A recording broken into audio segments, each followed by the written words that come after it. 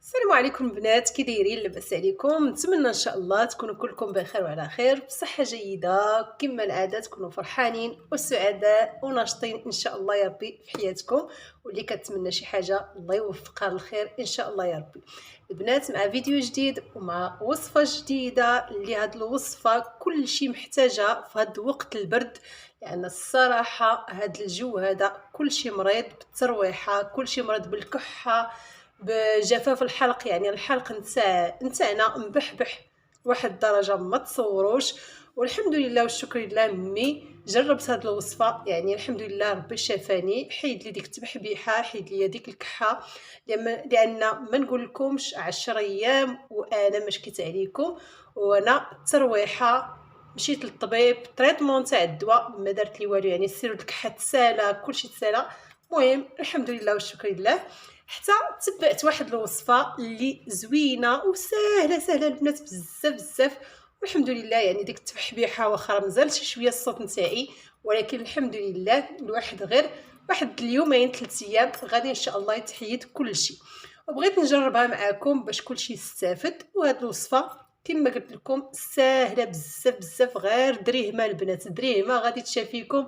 ما تشريو دواء، ما تمشيو للطبيب، درهم وحده غادي تحيد لكم ديك الكحه، غادي تحيد لكم ديك الحساسيه اللي عندكم في الصدر نتاعكم، ديك الصوت اللي عندنا مبحبح، اللي يعني انا بدا كيقنطني ديك الصوت المبحبح.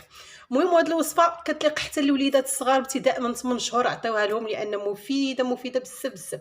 ما نطولش عليكم. بالنسبه للوصفه عندنا فريميجه، يعني فريميجه وحده درهم راها كافياك. عندك الفرماج في الدار ما عندكش صيفطي على وحده بدرهم، يعني كافياك. عندنا فريميجه كما كتشوفوا، اي نوع البنات من الفرماج، يا مثلث يا المربع اللي عندكم موجود في الدار. غادي نحتاجوا فريميجه كما كتشوفوا، ونمعسوها مزيان على هذا الشكل هذا.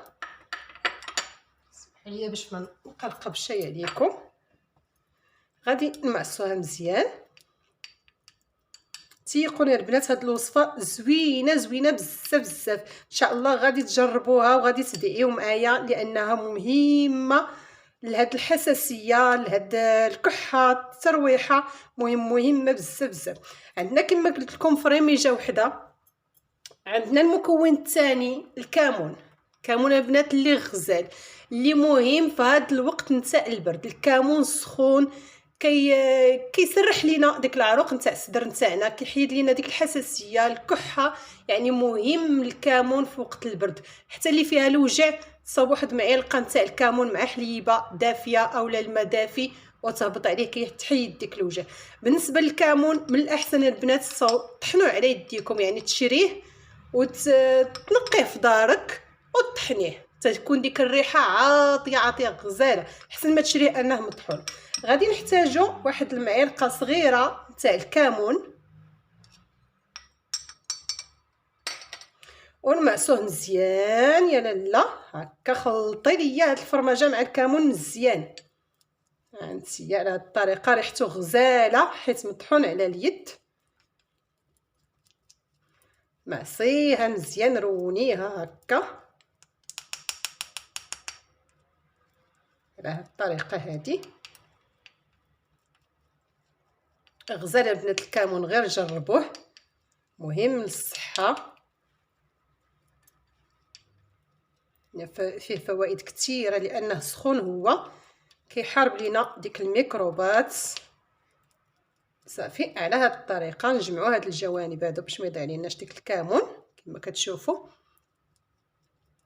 المكون الثالث والاخير اللي موجود في اي بيت، يعني هاد الوصفه سهله، غير اللي ما بغاتش تنوض ديرها لوليداتها، لان دابا هاد الجو كلشي مريض. اقسم بالله ملي مشيت للطبيب ندوز الى الصاله نتاع الطبيب كلها عامره، وليدات صغار كلشي كيكح، يعني الكبار وصغار كلشي مريض بهذا الجو هذا. انا تسحمني غير انا اللي غادا مريضه، ساعه لقيت كلشي مريض كلشي. ومساكن ديك الوليدات الصغار يعني يبقاو فيك كلهم مساكن تيكحوني في كيسين. هاد الوصفه زوينه بزاف، ما كنتش عارفاها حتى جربتها ولقيت عليها نتيجه اللي زوينه بزاف. المكون البنات الاخير هي زويته بلديه. يعني نغليوها شي شويه، هانتوما غير معلقه صغيره نغليوها شي شويه، غير ندفيوها زويته بلديه اللي كترطب لينا الحلق نتاعنا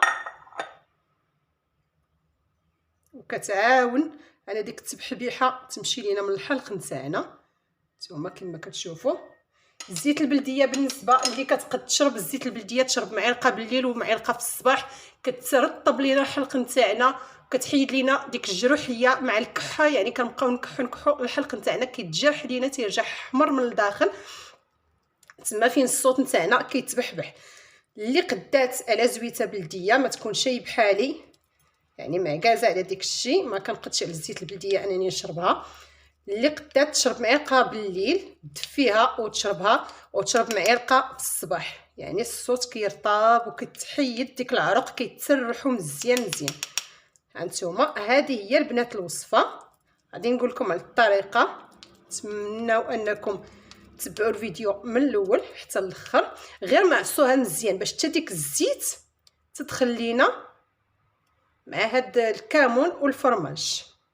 راه المذاق ديالها البنات زوين زوين بزاف، غير عطيوها لوليداتكم ما تخافوش، قلت لكم ابتداء من 8 شهور عطيوها لهم، 8 شهور عطيوها لهم، لان غير الفرماج راه الوليدات كياكلوه، زويته بلديه كذلك راه كتعطيوها لهم، والكمون كذلك غير معصوها على هاد الطريقه باش ديك الزيت تخلينا، ماشي ديروا الفرماجه وتخلطوا الكمون وكذلك والزيت تبقى من الفوق، لا حنا بغينا الوصفه الطريقه نتاعها، يعني الطريقه نتاعها تمعص مزيان ديك الزيت تدخلينا في الفرماج والكمون، باش من نجيو ناكلوها تكون ديك هاد سميتو هاد الوصفه تكون يعني مخلطه مزيان.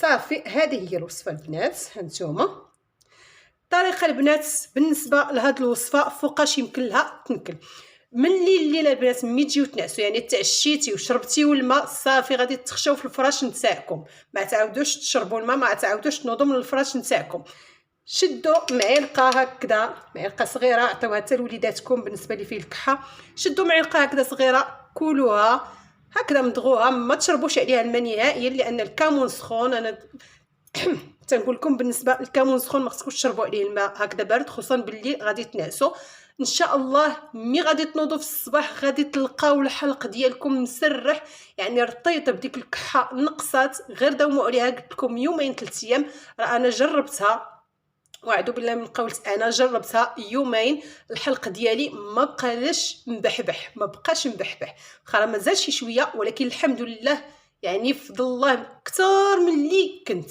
يعني قلت لكم الدوايات ساليتها وما ارتاحتش حتى جربت هذه الوصفه هذه. هانتوما بالنسبه للوليدات الصغيورين مولين 8 شهور ديروا لهم غير هكذا وخشيوها لهم يعني في الفم نتاعهم من الليل كيتسرح ليهم الحلق نتاعهم، كتحيد ديك الكحه، كتحيد ديك الحساسيه، لان الكحه كترجع بالحساسيه مع الوقت الا ما براتش كتربى لينا كحساسيه في الصدر نتاعنا. نتمنى انكم البنات تجربوا هذه الوصفه ليكم ولوليداتكم واللي عزيز عليكم، بارطاجيوها مع الحباب والاصدقاء واللي كتبغيوه واللي ما كتبغيوهش واللي عندكم معاه واللي ما عندكمش معاه، المهم كلشي يتشافى ان شاء الله باذن الله، لان الوصفه سهله وبسيطه والمكونات بساطين كلشي موجود في الدار، وان شاء الله بالشفاء لانها راه مهمه، الكحه الحساسيه البحبحه الصوت اللي مبحبح. نتمنى البنات انكم تجربوها وما تنساونياش لي لايك والبارطاج مع الحباب والاصدقاء باش كلشي ان شاء الله يتشافى مع هذا الجو اللي كلشي مريض الله يرحمنا بشي شتيوه اللي تحيد علينا هذا الجو اللي كيمرض بالرواح وبهاد الحساسيه. يلا البنات السلام عليكم، الى وصفه قادمه ان شاء الله وبالشفاء ان شاء الله.